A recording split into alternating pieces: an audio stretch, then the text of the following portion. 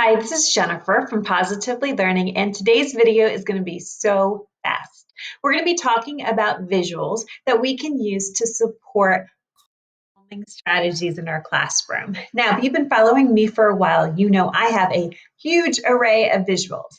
I call it the chill skills, and it's different calming strategies and identifying our emotions, all different support resources, and they were just created by need.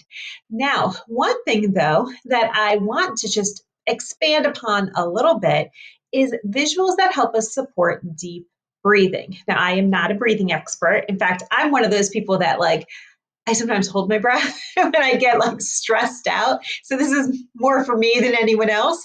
But one question, it's kind of like a pushback. I don't think they're actually asking me a question, but they're more like possibly being sarcastic, is do we really need a visual to take a deep breath? And my answer is yes, we definitely do. Maybe not everybody needs one, but I know I could benefit from one. And here's the reason.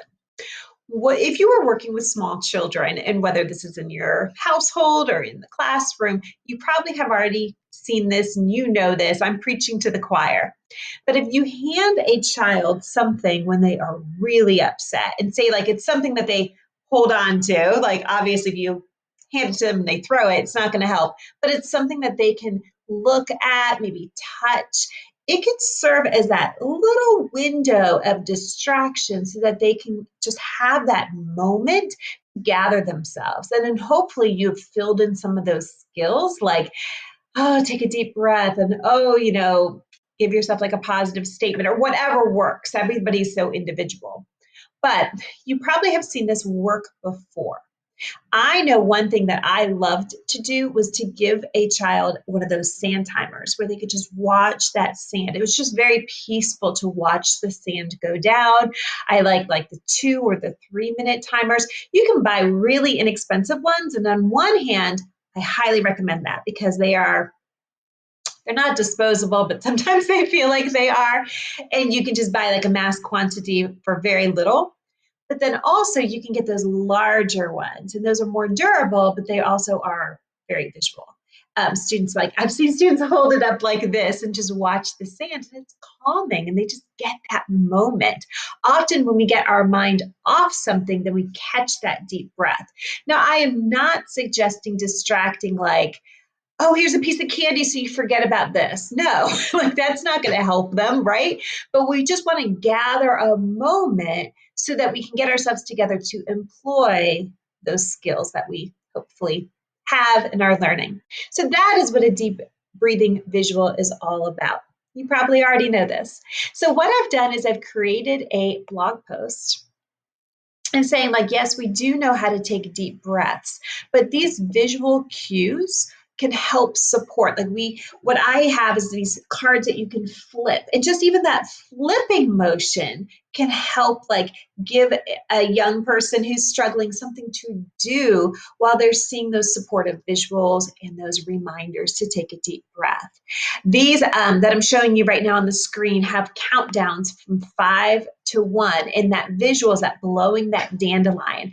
Other visuals could be blowing a pinwheel, blowing out a birthday candle, blowing bubbles. I think that's a great one too. I even have one, it's a digital version. Let me know if you want that.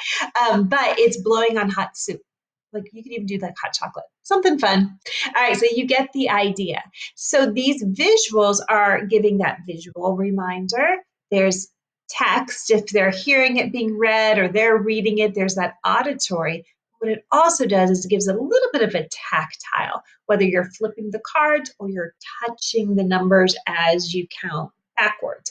That's what I mean by offering deep breathing visuals. So for all those people who think, do you really need a visual to breathe? My answer is yes, but there's a little bit more to it, right? So I'm just scrolling down, and I want to just show you this real quick, how we use these deep breathing visuals. Of course, we want to learn these types of calming strategy skills when we are calm. We're not going to wait till there's a crisis and then be use these skills. No, that's not going to work at all.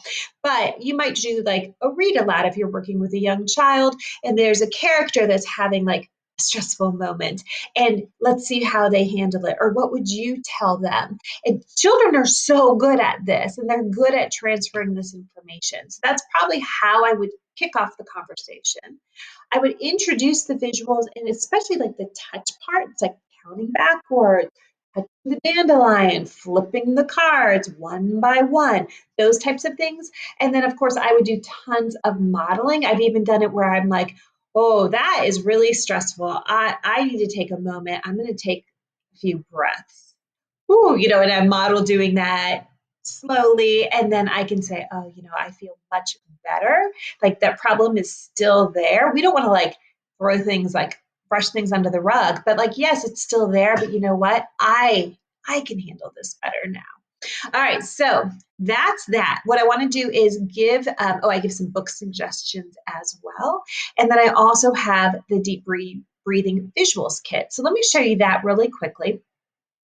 It's inside this large bundle of everything you'd ever need, but it's also individually available. So if I downloaded it, let me open it back up. I'm just going to quickly run through it. So give some explanation. Again, you might already know this, but just in case, or if you have like support staff or someone who you're mentoring, this is really good information. And so I call it dandelion breathing. It's just a little bit original. I'm sure everybody with like yards that they want to keep green are not blessing me right now. But there's that where you can take 5 deep breaths, the repetitive breathe in, breathe out. This seems so simple, and it is, but that doesn't mean it's easy to do.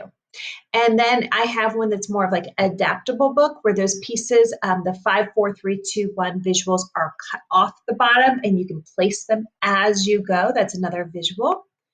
And then I have minis for students, seat sacks, desks, binders, touch point strips where you'd cut them horizontally and touch them as you take each breath.